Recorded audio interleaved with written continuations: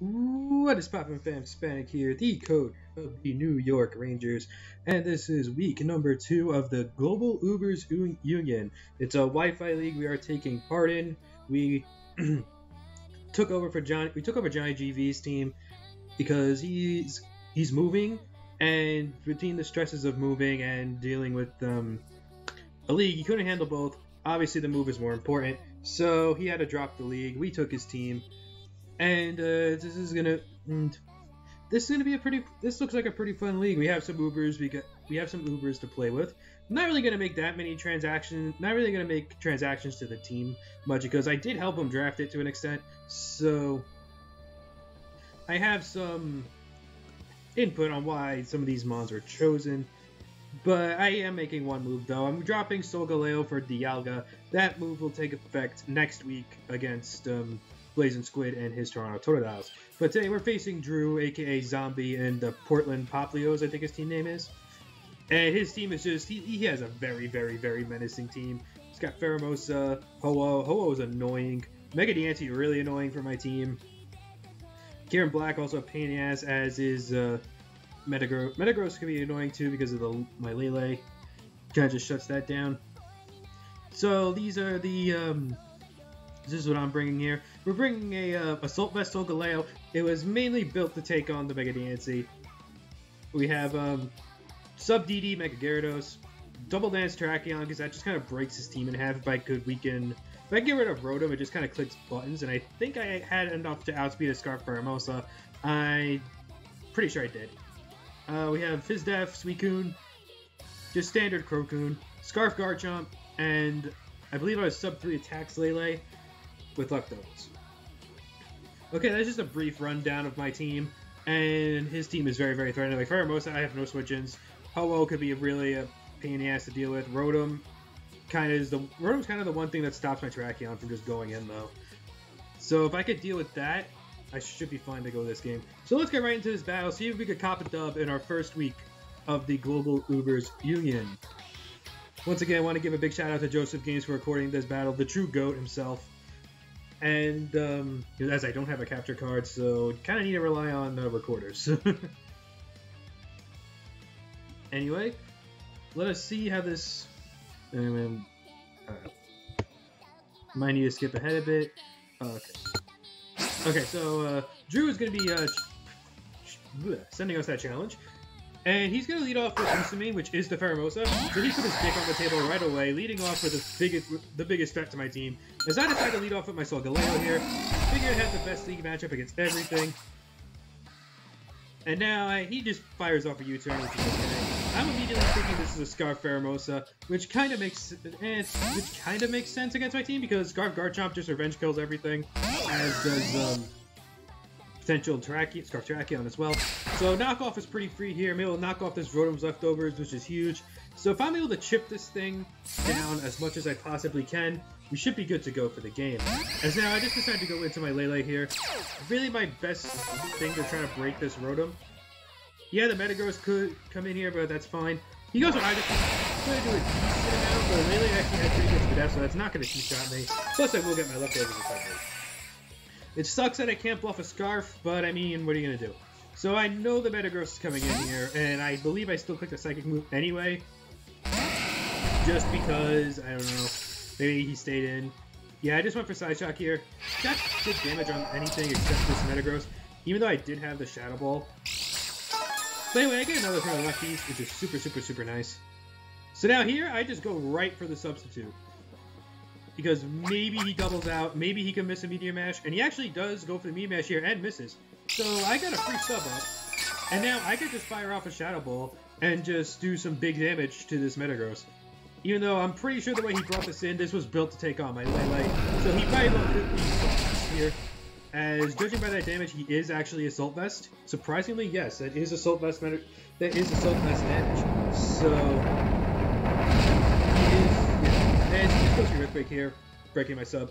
But at least now that I know that he's Assault Vest, at least I know he can't get up rocks with this thing, which is very, very good to know. So he can't like predict a switch and go for rocks. which is pretty nice for me. As now I just switch out here because I can't kill this thing and I want to keep my Lele around. I go into my Gyarados here because I could set up on this thing if he doesn't have Thunder Punch, which he may not, as he does miss another Meteor Mash here, which kind of sucks for him, but I mean, Gyarados would have probably eaten that anyway. As he switches out here, and I actually forgot this league wasn't turn 1 Mega, so I actually end up Megaing here, which I guess being the fact he switched out wasn't really that much of a big deal on my end. But no, this league is not turn 1 Mega. I completely forgot about that and Mega'd anyway. So, I mean, it's whatever. I was Moxie Gyarados, but it's not that big of a deal. Actually, no, I didn't even crunch. I go for sub here. Which, yeah, that's whatever. I'm immediately thinking this is a Scarf Kieran Black, as he just goes right for the piece of gold here. I didn't want to DD because I was kind of under the impression he was Scarf Kieran Black, so I just wanted to get as much damage as I can on this thing. As I do go for the crunch here, getting some big damage on this Kieran, as that's not even a 2-shot. And judging by that damage, actually, he is a offensive variant. So I just go out into my Solgaleo here, because I'm just using this thing at this point as just a dedicated switch into everything, because Solgaleo is actually pretty tanky. And since I'm an Assault Vest variant, I won't be taking much for special hits as... Yeah, because I believe I'm max HP with enough speed for min speed Ho-Oh. With enough speed for Ho-Oh? Actually, max speed Ho-Oh, never mind. As I do miss a Stone Edge here, which really sucks, because I need as much damage as I possibly can on this Rotom. But I do go for Stone Edge again here. I really don't care if he Hydro Pumps me, as he does go for Volt Switch. I'll be able to eat this no problem, being the fact I am Assault Vest. As he now goes out into his Pheromosa again. And I'm willing to sack my Solgaleo here to this thing, just because I could always just go out in my Scarf Chomp and get a ton of damage off on this. Actually, I do switch out into my Suicune here, which is very, very surprising. Shout out to Nozomi Toho. And U-turn comes out, and it is going to do a boatload to Suicune here. As now he goes out into Spectrum, which is the Ho-Oh, and so he goes out from one threat into another threat. And I really don't know what this thing wants to do. Like, I know it gets regen, but it has a horrible defensive typing. So I just decided to go sack my Solgaleo here. As something does not tell me that I should sack my Solgaleo here, because he goes for Brave Bird, and I actually end up living on 11. So, shout out to Solgaleo just being a god right now, even though I did DFA him after this game for Dialga. As now I go out into my Lele here, thinking he maybe would double, because I would actually outspeed this thing with my Solgaleo, as he does double, thinking I would outspeed. But he actually predicts me to double into my Lele, and he goes out into the Metagross here, which was a really good play on his end. So I do go for the leftover, so I get my more leftovers recovery. As I can see that leftovers recovery is really annoying for him though. As Suicune, I could just go out into my Suicune here. I'm max Fizz that Suicune, I'll be able to live any hit from this thing. As he does make the read nicely for me to go out into my Suicune, goes for the Zen Headbutt. And Psychic Terrain boosted Zen Headbutt was gonna hurt. But he does unfortunately for him miss. As I just fire up a Squirtle here, and I do have speed, which did surprise me a little bit. But I mean, I'm not, I mean, Metagross is actually pretty slow, it's like basic. As this Zen Headbutt's gonna come off and it's going to do a ton of damage to my Suicune. But with leftovers, I actually would be able to live another one, but I do opt to switch out here. Just going out into, I go out to my Gyarados, expecting maybe another Zen Headbutt to come out. And that would give me a free switch. As he does go for Earthquake here, so really good play on his end. Thinking I would switch out. Gyarados is going to be Gyarados is actually pretty good. And now a Crunch here would definitely take out this Metagross, as he does end up sacking the Metagross here. So, a couple turns in, we draw First Blood, which is very nice. And Psychic Terrain disappears, which is fine. As he goes out into his Diancie now. Very scary Mon here, and I can't let him Rock Polish for free, so I decided to sack my Gyarados here, as his Dia cannot Rock Polish for free. That would be really bad. If he did click Rock Polish there, I probably would have killed this thing. But now Gyarados is dead, which is fine. I really couldn't find an opportunity to set up anyway, as now Spark Garchomp comes in here and says, hey, what's good? Shouts to Garchomp the God. as now he switches out into the Ho-Oh. Very good play, expecting the Earthquake. And I did go for the Earthquake there. I kind of had no reason to not click it because I do have a switch into this Ho-Oh. And that switch in is going to be my Suicune. And by switching, I mean, just look what happens here. This guy, let's look, okay, Brave Bird comes out. I may max BizDev Suicune. And this Brave Bird is doing a boatload to me, like, damn. I actually thought he was banded from that damage. Later on, I actually thought he was banded from that damage. And now that I'm thinking he's banded, I actually pull a double here into my Terrakion. I actually pull a double here into Solgaleo. Finally going to be able to sack this thing. Because I'm thinking if he's banded, I can actually set up on this thing in my Terrakion and start clicking buttons with it. Because Rotom's weakened. And, yeah, because Rotom's weakened. And I am Rock Z. Rock Z will kill that Deanthe. So now I go into my Terrakion here. And I see no reason to not just click Rock Polish, since he does switch out. He does switch out into the Kyurem Black here. Fairly good play on his end. Maybe thinking I'm just to sack this, but I do end up going for the Rock Polish here. I had SD and like Bull Stab. I really did not want to miss a Stone Edge, because if I missed a Stone Edge on this Kyurem, I probably lost. So I just go for the close combat, because it killed him anyway. And the reason I would think about going for Stone Edge there is because the defense drops. Because if that's a start for Hermosa, he might outspeed me. I'm actually not sure if I did. He now goes into his hole here to try to bait the Z move. I do not take the bait here because reasons. As now he goes out into the Rotom to try to eat the Z move. I did not take the bait on the Z move and just click Stone Edge here.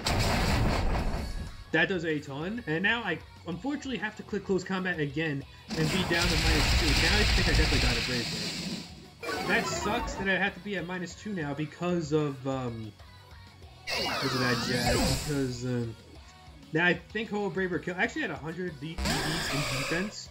I might have been able to live with Brave Bird from full if I was that. But you see, I do end up missing the Stone Edge here, and Brave Bird is going to kill me.